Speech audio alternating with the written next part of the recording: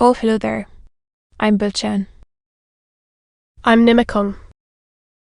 I'm Banchan. In this class, I'll read to all of you.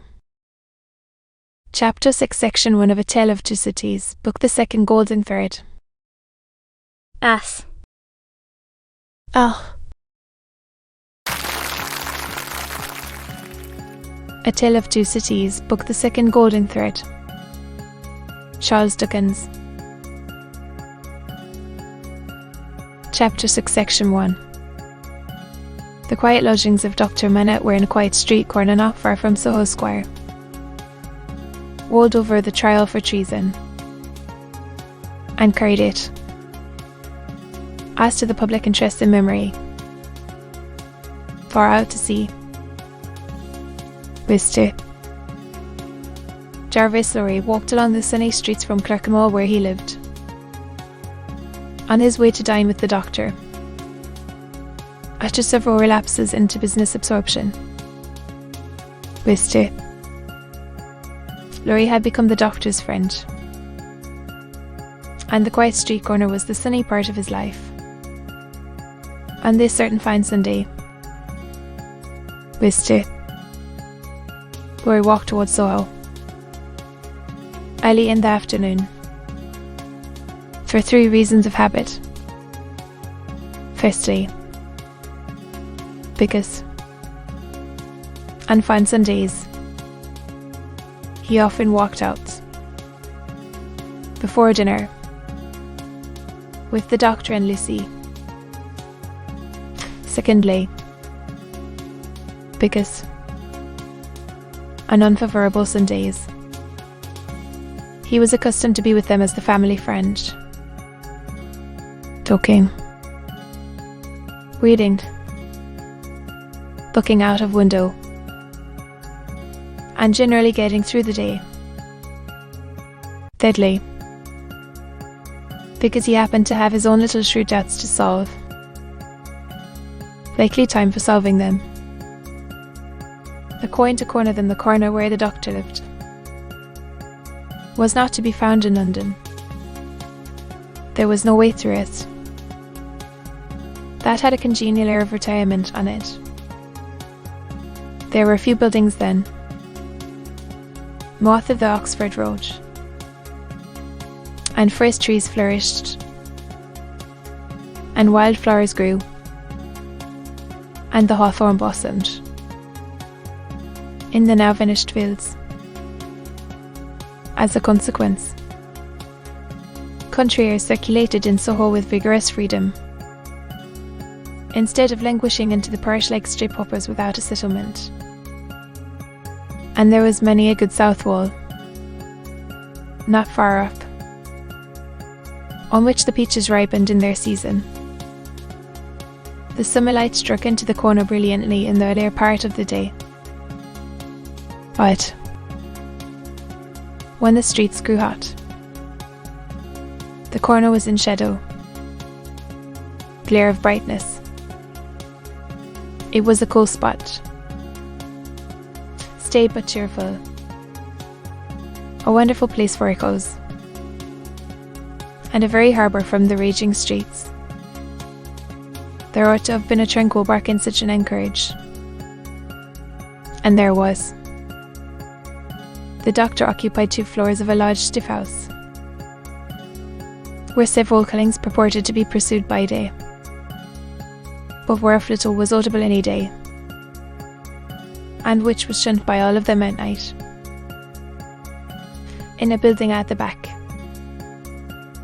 attainable by a courtyard where a plane tree rustled its green leaves, church organs claimed to be made,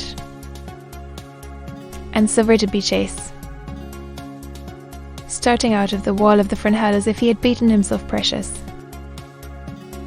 and menaced the similar conversion of all visitors. Very little of these trades, or of a lonely lodger rumoured to live upstairs, or of a dim cush trimming maker asserted to have a counting house below, was ever heard or seen. Occasionally, a stray workman putting his coat on, traversed the hall, or a stranger peered about there, or a distant clink was heard across the courtyard, or a thump from the golden giant. They'd, however, behind the house, and the echoes in the corner before it, had their own way from Sunday morning unto Saturday night. Dr. Manette received such patients here as his old reputation, and its revival in the floating whispers of his story brought him his scientific knowledge, and his vigilance and skill in conducting ingenious experiments brought him otherwise into moderate request, and he earned as much as he wanted. These things were within Mr. Jarvis Lorry's knowledge, thought, and notice, when he rang the doorbell of the tranquil house in the corner on the fine Sunday afternoon. Expected home. Possibly at home, but of a certainty impossible for handmaid to anticipate intentions of Miss Purse. As to admission or denial of the fact, as I am at home myself, said Mr. Orr, although the doctor's daughter had known nothing of the country of her birth, means, which is one of its most useful and most agreeable characteristics. Simple as the furniture was, it was set off by so many little adornments, of no value but for their taste and fancy, that its effect was delightful.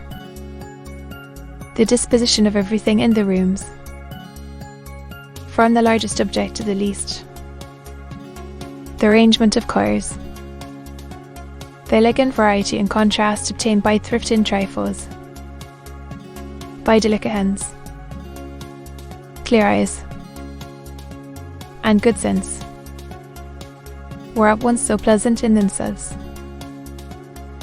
and so expressive of their originator, that, as Mr.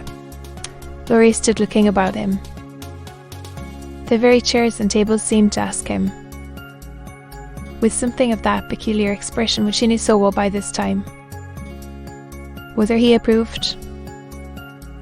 There were 3 rooms on a floor, and then, through them all, Mr. Orr, smilingly observant of that fanciful resemblance which he detected all around him, walked from one to another. The first was the best room, and in it were Lucy's birds, and flowers, and books, and desk, and work table, and box of watercolours. The second was the doctor's consulting room, used also as the dining room. The third, shiningly speckled by the rustle of the plane tree in the yard, was the doctor's bedroom, and there, in a corner, stood the shoemaker's bench and tray of tools. Wine shop, in the suburb of St. Antoine in Paris. I wonder, said Mr. Lorry, posing in his looking about. And why wonder at that was the abrupt inquiry that made him start.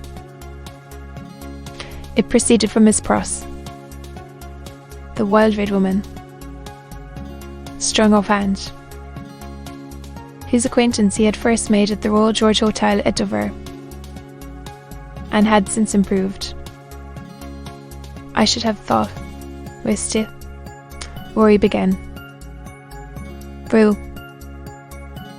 You'd have thought, said Miss Pross, and Mr. Lorry left off. How do you do? Inquired that lady then sharply, and yet as if to express that she bore him no malice. I am pretty well, I thank you, answered Mr. Orr. To be continued.